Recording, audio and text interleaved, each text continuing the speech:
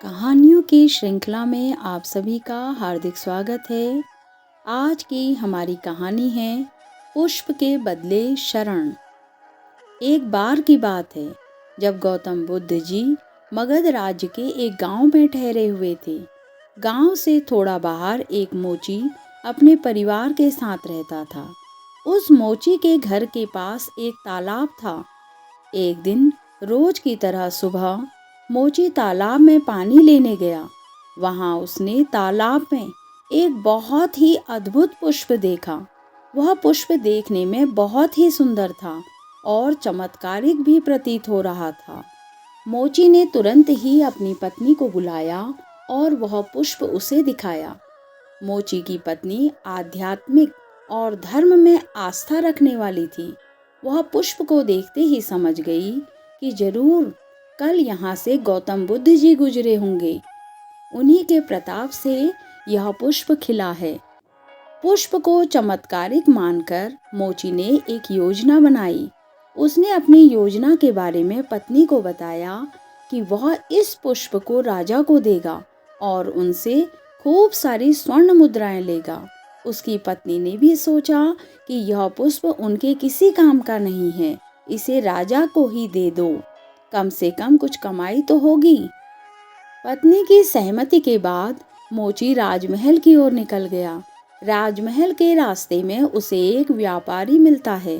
मोची के हाथ में पुष्प देखकर वह रुक जाता है। वह मोची से पूछता है कि भाई, ये पुष्प लेकर कहाँ जा रहे हो? मोची कहता है कि यह पुष्प मैं राजा के पास लेकर जा रहा हूँ। इसे राजा को भेंट करके मैं राजा से मुंह मांगा इनाम लूंगा।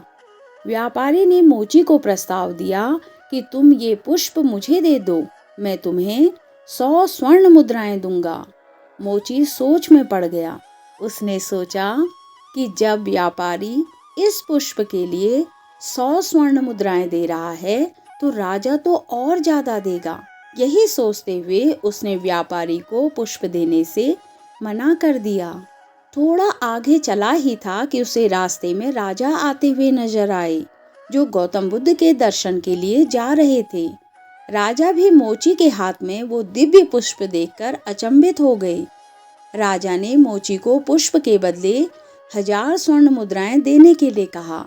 यह सुनते ही मोची के मन में एक अजीब सी चेतना आई और वह राजा को पुष्प न देकर दौड़ता हुआ सीधे महात्मा बुद्ध के पास जा पहुंचा।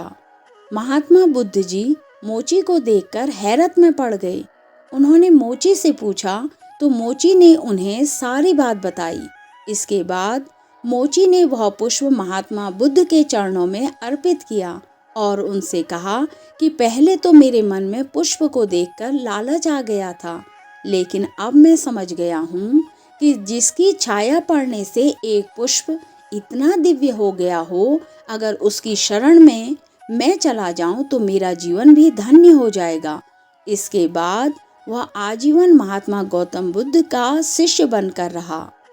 इस कहानी ने हमें सिखाया कि हमारी जिंदगी में हमें बहुत सी चीजें अपनी ओर आकर्षित करती हैं, लेकिन हमें उनके लालच में न फंसकर अपने ज्ञान का प्रयोग करके जीवन में सही राह को चुनना चाहिए।